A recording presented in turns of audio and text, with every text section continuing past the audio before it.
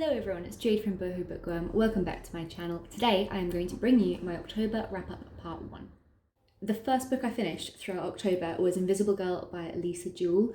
Absolutely love this cover, it is so beautiful. I just have to give it some appreciation. Even the inside of it, right? Look at this. Like, that's on the actual hardcover. I think it's such a beautifully designed book. This is about a girl called Sapphire Maddox, and something really bad happened to her at the tender age of 10, and that led her to a lot of depression and self-harm. She went to this child psychologist called Roan Fours for years, and then eventually he just basically says to her, you're okay to deal with life on your own now, and lets her go as a patient to make room for others, obviously. And she doesn't feel like she's ready for this at all. So she starts almost like stalking him. She gets really obsessive about it, and she discovers stuff about Roan Four's life which you really should not know, stuff that could really destroy him. And then on Valentine's Day night, that's when Sapphire Maddox is last seen, because she then goes missing. And the last person to see her alive is Roan Four's next door neighbour, this guy called Owen Pick. He's just been accused of sexual misconduct at school. He's this teacher, and so he might have something to do with Sapphire's disappearance. Who knows? The Fours family think he's a bit odd, and we're not really sure if these sexual assault claims against him are true or not. I really enjoyed this book. So this is a book that tackles a lot of heavy subjects, such as, sexual abuse, rape, loneliness, adultery, toxic masculinity, and something that I've never heard of before, the incel community. And learning about the incel community was fascinating. So the incel community is basically like this online subculture of people who can't seem to find romantic relationships. It's sickening, really. They're real people out there, right? They class themselves as involuntarily celibate. They carry this really heavy weight of masculine rage, and they blame their lack of intimacy on women. They believe wholeheartedly in male supremacy, and to me, personally, I think that they are a bunch of misogynistic assholes. They hold a very dark and violent corner of the internet in the real world, not just in a fiction book. And it's horrifying. It was horrifying to read about it. Okay, sorry, rant over. I have a lot of feels about that kind of culture. Anyway, on to my thoughts of the book. I thought it was fantastic. Jewell's writing was absolutely phenomenal. It was a really binge-worthy book, just so fun. I lapped it up in a couple of sittings. It's just a very powerful and enthralling read. What surprised me with it is I'm not normally one for slow-paced books. I really like my thrillers to be really fast-paced, get my heart racing. But this one, while being slow-paced, it was still absolutely brilliant. It was very bizarre, very cryptic. I had no idea where it was going, and it was filled with all these unlikable characters, which really just had me not sure about anything. All this said, I don't really think that this book is a thriller. I do feel like there was a bit of marketing mistakes made here, because no, it's not a thriller. It's more of a mystery. I mean, it does have the suspenseful drama and the psychological aspect to it, but still not a thriller in my opinion. It's got this really harrowing, thought-provoking message to it, which is very important, to be honest. And that is that monsters are all around us, hiding in plain sight. I gave it a 4 out of 5 stars on Goodreads, and highly, highly recommend it to you. The next book that I'm going to talk about is After the Silence by Louise O'Neill, and I've read everything that Louise O'Neill has come out with besides her Little Mermaid retelling, I think, so I was really, really excited for this book. And that's why it saddens me so much to say that I only gave it a 2.5 out of 5 stars on Goodreads. What makes that rating even worse is that I was really excited because this was going to be her diving into the world of more thriller and crime kind of genres, and that's my genre of love of my life genre. So I was really, really excited for this one, and I know so many people loved it. I listened to it on Audible, and I wonder if maybe I should try to pick up the physical book instead and get a different feel to it. However, I don't really think it's gonna make a difference for me. It wasn't thriller at all, in my opinion. It had like this true crime documentary aspect to it, which I think a lot of people would really enjoy. Bored me senseless, to be honest. So the premise of this book is that this documentary come to this island to investigate and cover this old unsolved murder mystery. And what happened many years ago was that this lifeless body of this woman was found on this couple's front lawn or something, after like a barbecue, I believe. And for years the case is unsolved, but everyone kind of suspects this couple having something to do with this murder, but they can't prove it. So now the case is reopened and they're hoping to get justice for the woman who was murdered. I think one of the things that really threw me from this book was the complexity of it. I feel like there was far too much going on in it for my liking. To be honest, it kind of felt like an episode of Days of Our Lives. It just wasn't a book for me, sadly, but I do love Louise O'Neill and I will read anything that she comes out with next, regardless. The positive things I can say about this book is that as an author, she's really good at bringing out this like domestic, tension-packed story. So she did still do that, but I just struggled with it. Right, then I read this book called The Happy Couple by Samantha Hayes. This is a book about this woman called Jo, and she's on this website looking at house-sitting jobs. Her husband one morning had drank his coffee, put it down, walked out, and never came back. So she's not really sure. She has so many questions about where he is. Did something happen to him? Did he die? What's happened? So while she's on this internet search, she sees this framed picture above a mantelpiece of her husband in one of these houses. So she's like, what on earth is going on? So obviously she has to go and house at this house and try and find out the answers to her questions. Very good premise, and I bloody loved it. It got 4 out of 5 for me on Goodreads. I guess I kind of knew from the premise of this book that I was going to absolutely love it. It just sounded right up my street and it didn't disappoint. It just kind of drew me in, held me, and didn't let me go until the very last page. I was completely invested in Jo's story, and although I did suspect the twist, I don't think it is that obvious. It was a lot of fun, super addictive, and I feel like you'll have a ton of fun just trying to piece together this puzzle piece and just figure it out for yourself. I'd say it's a mild domestic psychological thriller. I did find it slightly unbelievable here and there, however, I still really enjoyed it. It's the kind of thriller I would recommend to someone new to the genre because it's mild, it's easier to kind of get into, and you're not gonna just be like totally confused by all the different little red herrings that are thrown your way. I think this is a really good place to start with a thriller book in my opinion. Next up, I read Heartbones by Colleen Hoover, which I do have a copy of, but my phone is currently perched on top of it, so cannot show that to you. I'll insert an image here.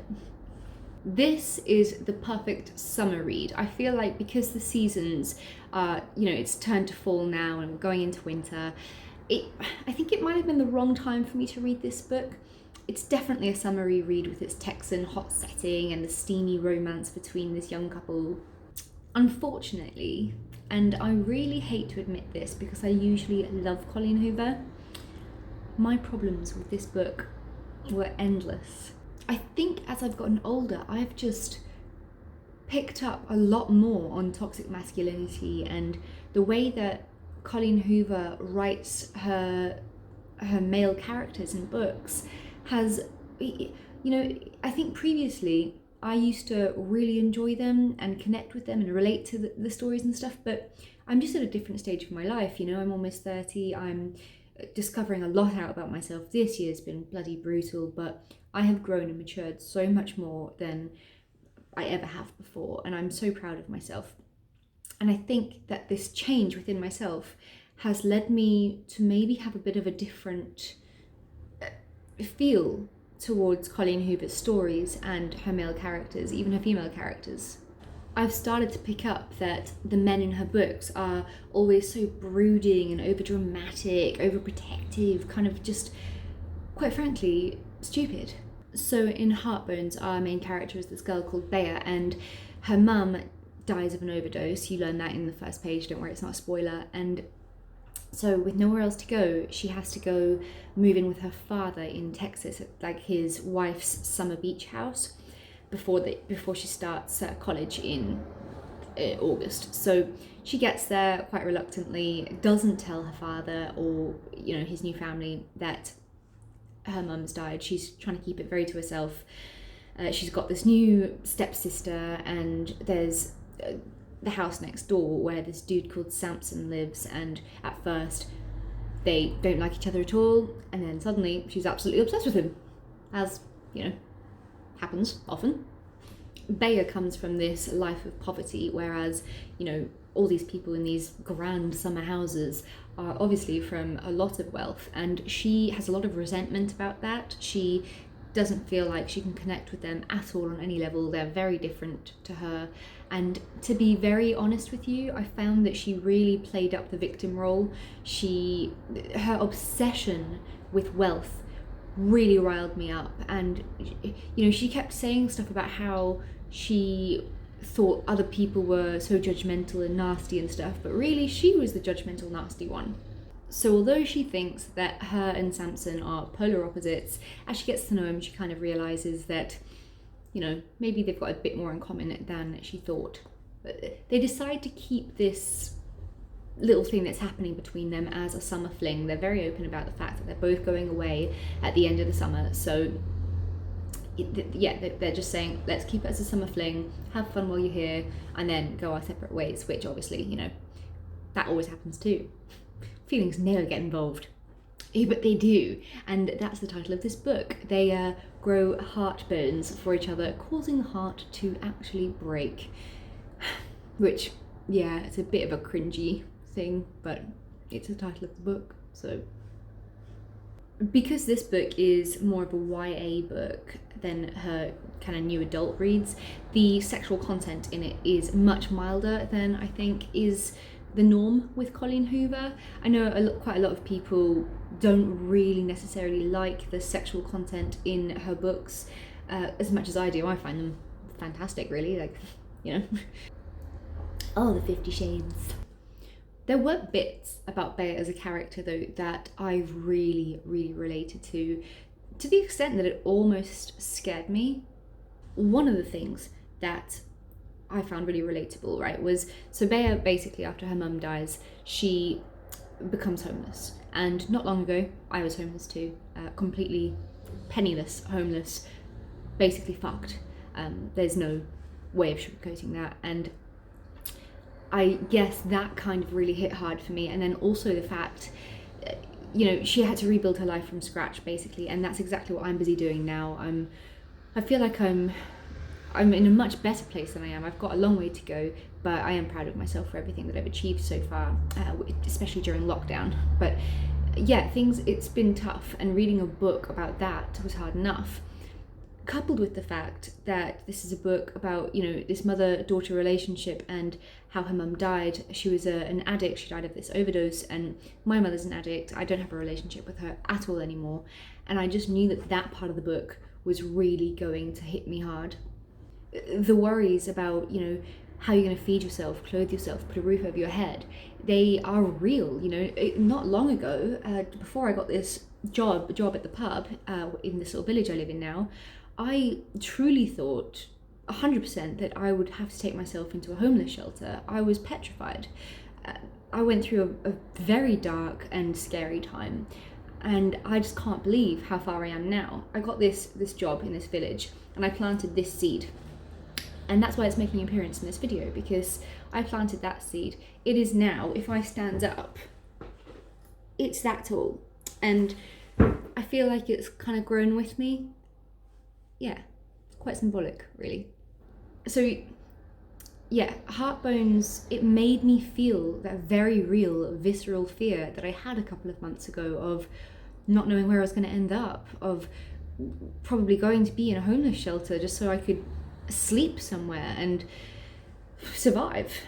You know, like quotes such as, "The nicest thing my mother ever did for me was die," and "Home still feels like a mythical place I've been searching for my whole life," or "Come at me, world. You can't damage the impermeable." There were so many little intricate bits of this book that just screamed out to me like, this is a story for you, Jade, and everything that you've gone through this year and conquered. Or am busy conquering. Not quite at the top yet, but I'm trying. Anyway, moving on. So then we got Samson as a character, and to be honest, I figured him out quite early on.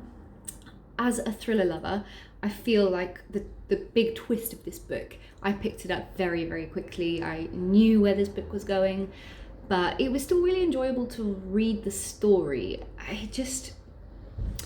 It's definitely not my favourite Colleen Hoover book by a long shot, really. And like I said, with Bea, the victim mentality that she had really did start to irk me, but at the very end of the book, she actually mentions it herself in some of the final pages, and it shows her character development as well, which was fantastic. I just kind of felt like her character had this massive dark cloud and negativity surrounding her, which kind of just weighed me down a little bit.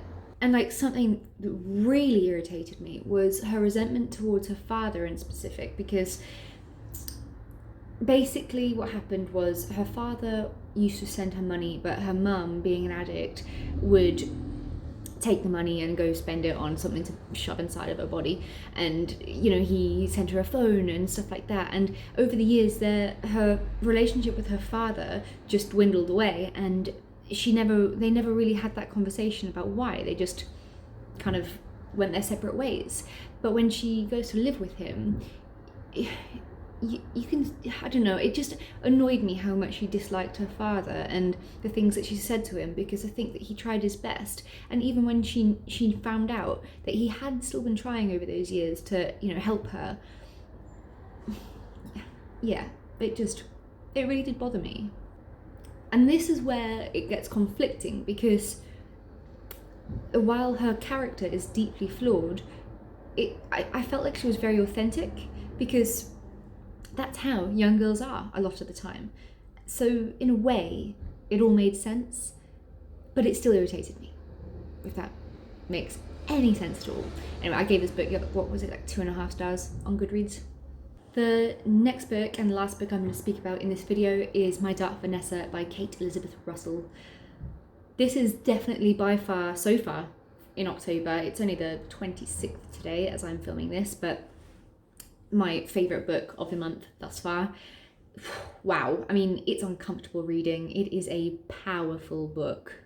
It's proper dark literary fiction with a very heavy subject matter that literally, like, ugh, grosses you out. But as difficult as it was and the sour taste it left in my mouth, I was so captivated by the writing style that I couldn't put it down, and I was so invested in this story.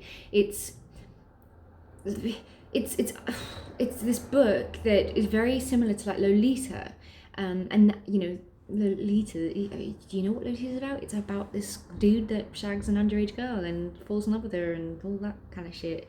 So it's not the nicest thing to read about. This one is about this girl who has an affair with a teacher.